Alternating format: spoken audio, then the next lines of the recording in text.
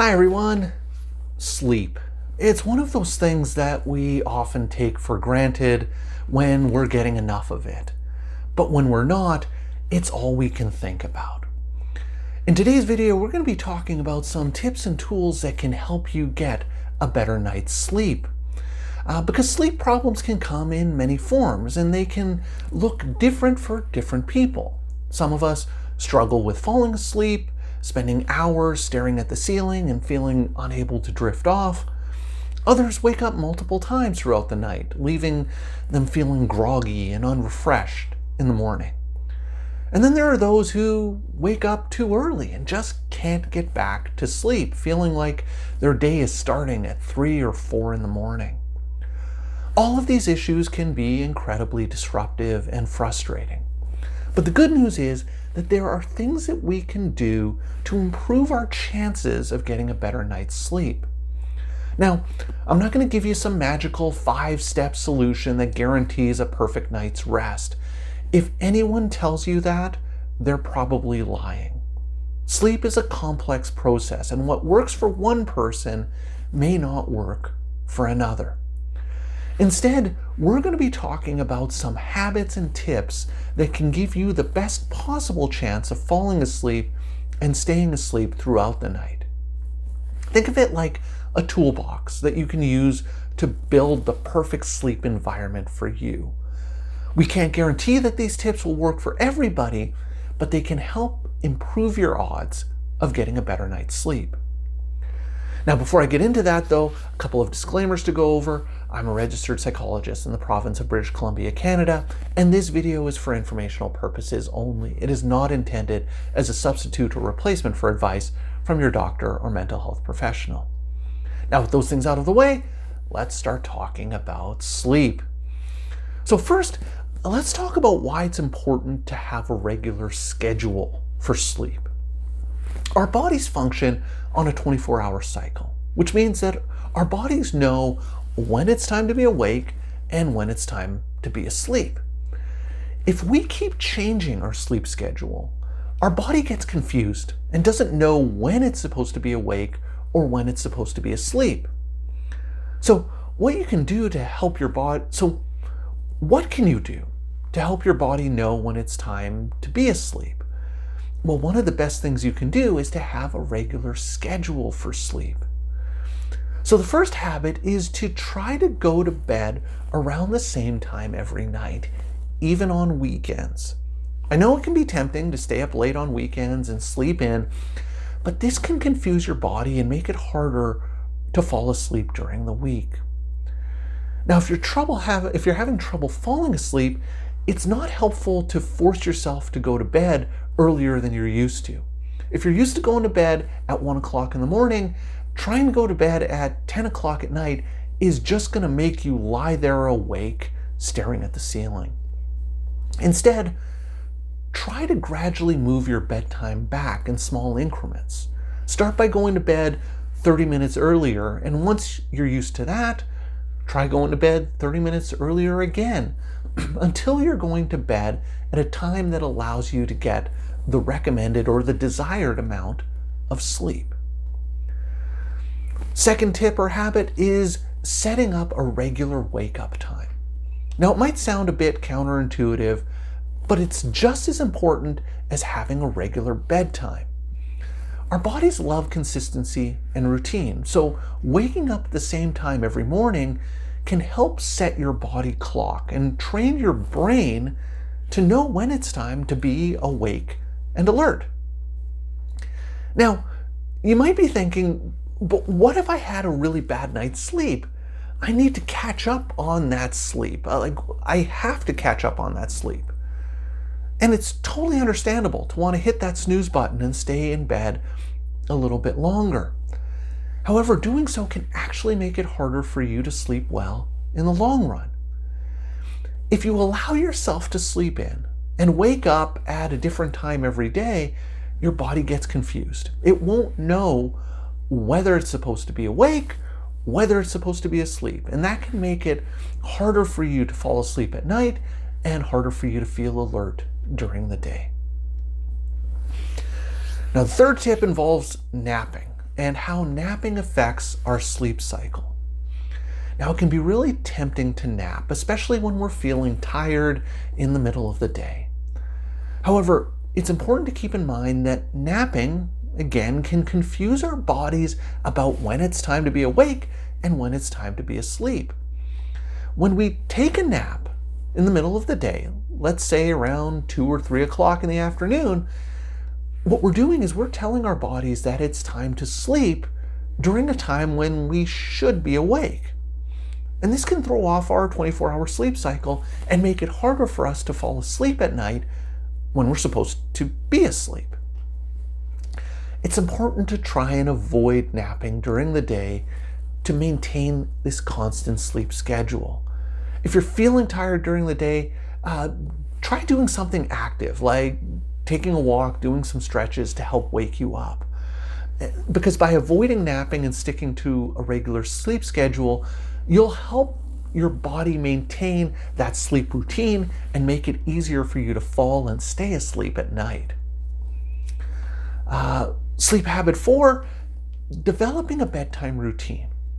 Just like you might have a morning routine to get you up and going, you also need to have a bedtime routine to help you wind down and get ready for sleep.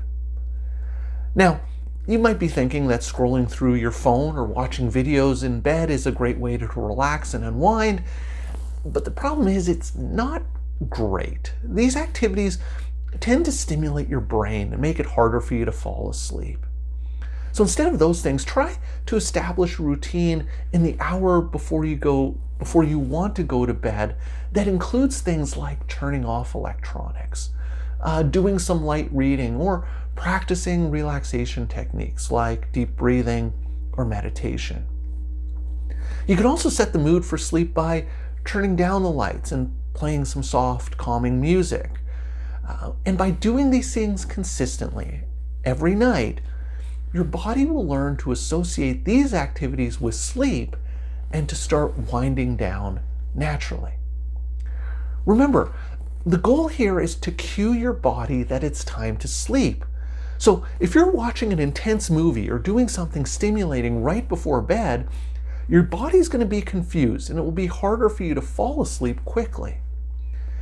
But if you create a relaxing bedtime routine, your body will cue and will know that it's time to wind down and get some rest.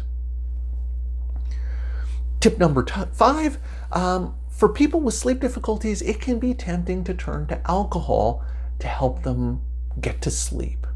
And while it may seem like a good idea to have a drink or two to help you relax and unwind, it's important to understand that alcohol can actually disrupt your sleep cycle. Now, alcohol can certainly help you feel sleepy and ready to go to bed, but as it gets metabolized in your body, it can actually cause you to get more stimulated and make it difficult to stay asleep throughout the night. So while alcohol may help you fall asleep initially, it can actually cause you to wake up a few hours later feeling wide awake and unable to get back to sleep. It's important to note that relying on alcohol to fall asleep can actually make things worse in the long run, as it's not helping you get the restful and restorative sleep your body needs because you wake up throughout the night. Sleep tip number 6, and a relatively obvious point, but it's still important to know it. You want to avoid drinking coffee too close to bedtime. Coffee has caffeine in it, which is a stimulant that keeps you alert and awake. That's why people drink coffee in the morning. So if you have a cup of coffee right before bed, you might find yourself tossing and turning all night. So to avoid this, it's best to set a cutoff time for when you're going to drink coffee. Ideally, you shouldn't have coffee after noon because caffeine takes a while to leave your system. And if you're someone who's really sensitive to caffeine, you may want to consider stopping drinking coffee earlier in the day as well.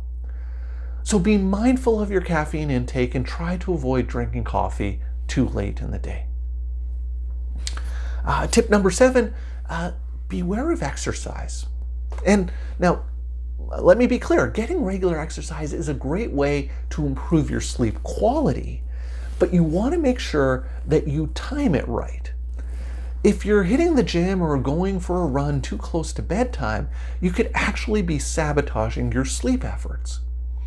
Exercise stimulates your body and it stimulates your mind, which is great during the day, but not so great at night when you're trying to wind down.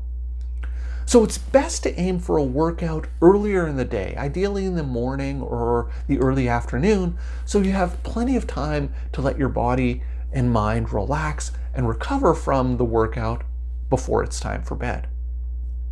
Think of it like drinking a cup of coffee. If you chug down an espresso right before bed, your heart rate will increase, you'll feel more alert, and it will make you much harder to fall asleep. Exercise has a similar effect on your body, and if you want to avoid that extra energy burst when you're trying to sleep, that's why you want to try and limit or avoid exercise too close to bedtime. Tip number 8, I often find that people overlook the importance of the bedroom environment when it comes to sleep. Nowadays, it's very common to have all sorts of electronics in the bedroom. And those devices usually have various notification lights or power lights that emit these blue or red or white flashes that can interfere with your sleep. To ensure that your bedroom environment is conducive to a good night's sleep, it's best to turn off any of those ambient lights that are just adding light or stimulation to the room. If the light is always on, or if it's just a notification light that stays on all the time, what I encourage people to do is just use a little bit of black tape or some duct tape to just cover over that light to reduce some of that ambient light and stimulation in the room. Tip number 9, many of us use our bedroom for multiple purposes, like exercising or working out. Or even working, since more people are working from home. But this can make it harder for our body to realize and associate the bedroom with sleep. So it's better to limit these activities and try to use your bedroom only for sleeping. Because what this does is it helps you associate your bedroom with sleep, not doing your taxes, writing emails for work, or riding the exercise bike. So as much as you can, and as much as you have the space to do, make sure you do these non-sleeping activities somewhere else in your home.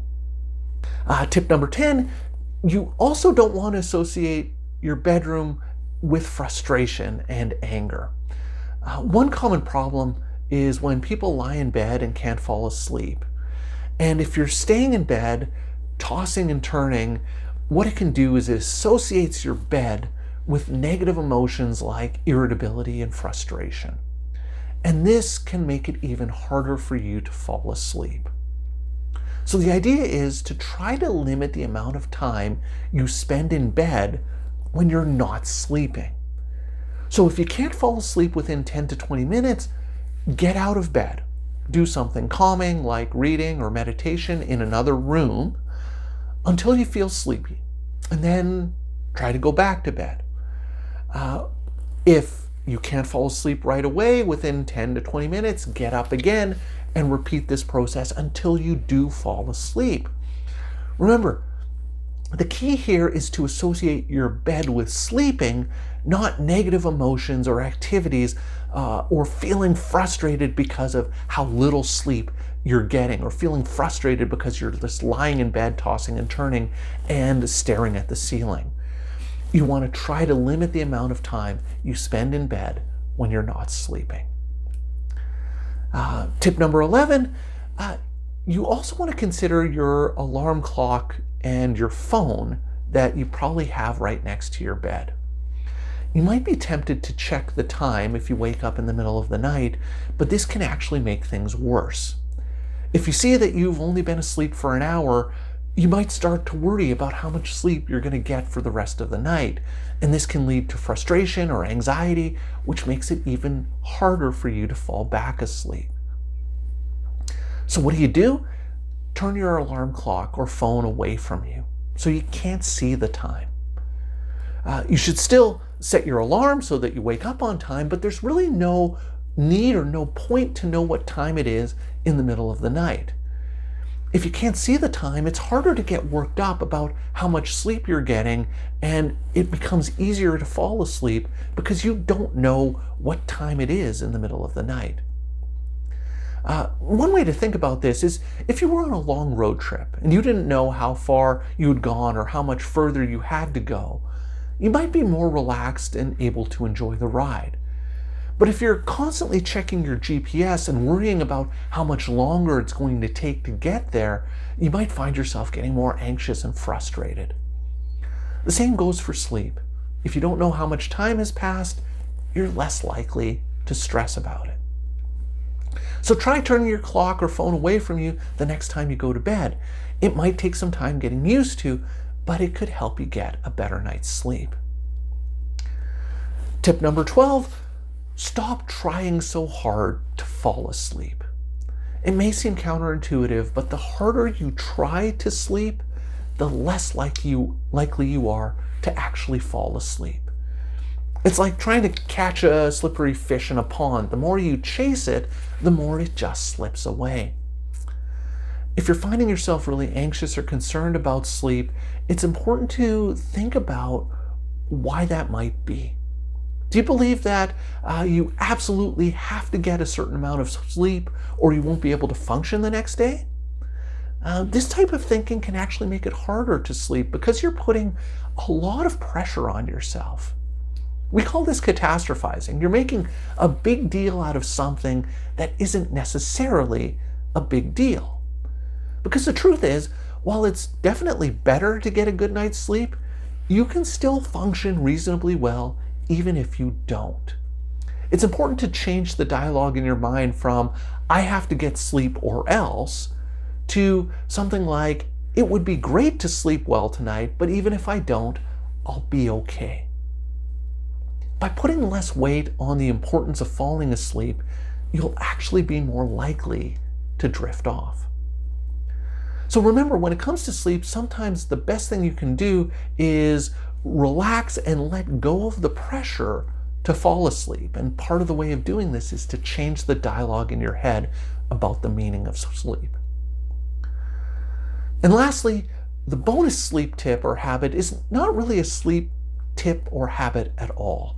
It has more to do with the underlying causes of sleep problems. It's important to recognize that sleep difficulties can be a symptom of underlying psychological conditions like depression, anxiety, or post-traumatic stress disorder. If that's the case for you, just doing some of these sleep hygiene techniques may not be enough to improve your sleep. Instead, addressing those underlying conditions is key to getting a better night's sleep. If excessive worry is interfering with your sleep, for example, you'll want to focus on managing that worry rather than just doing sleep hygiene. And if you want to learn more about how to do that, I'd encourage you to check out this video. So that's all for today's video. As always, thank you for making it all the way to the end of this video, and I'll see you in the next one.